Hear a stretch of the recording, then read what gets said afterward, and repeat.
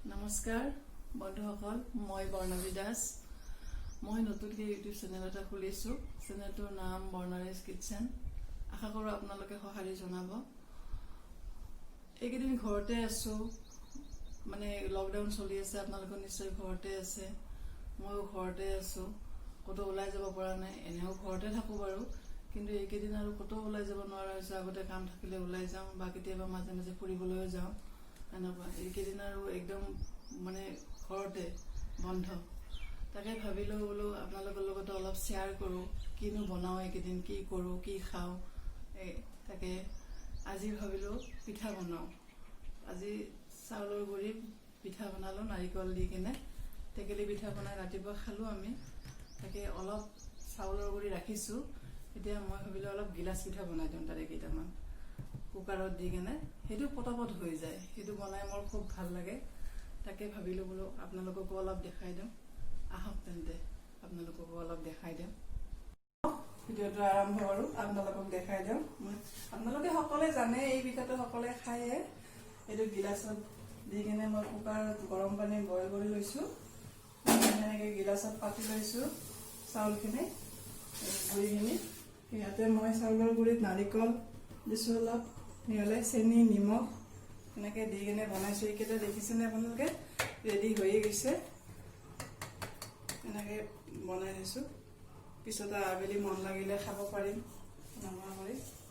এই পিঠাটো চবেই খায়ো ভাল লাগে, আৰু এইটো কোনো ক্ষতিও নাই, ভাপতে সিজোৱা বস্তু।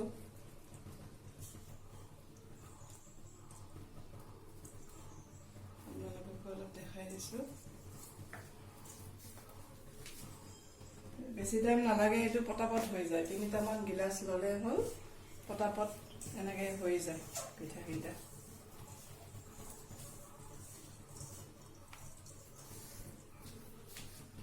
এয়া দেখিছে, মই এনেকৈ এটা পাতি থৈ দিছোঁ, দুটা আৰু এনেকৈ ভৰাই থৈ দিছোঁ। এই দুটা এইটো হ'লে নমাই কেনে আৰু এই দুটা দি দিম, পটাপট হৈ যায় আৰু ভৰাই দিলে।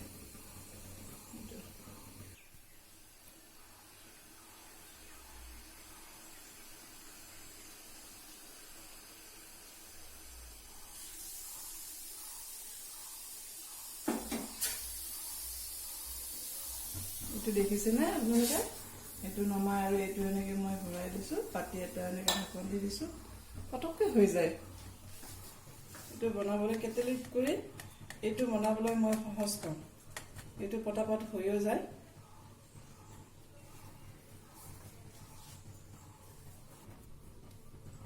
এয়া দেখিছে নহয়, মোৰ পিঠা, গ্লাছ পিঠা ৰেডি হৈ গৈছে। আপোনালোকে দেখিবলৈ ধুনীয়া লাগে, কোনোবা আলহী আহিলেও দিলে ভাল লাগে, খায়ো ভাল লাগে। কেনে পালে আপোনালোকে জনাব।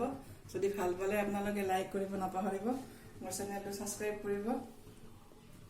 ঠিক আজিলৈ আহিছোঁ।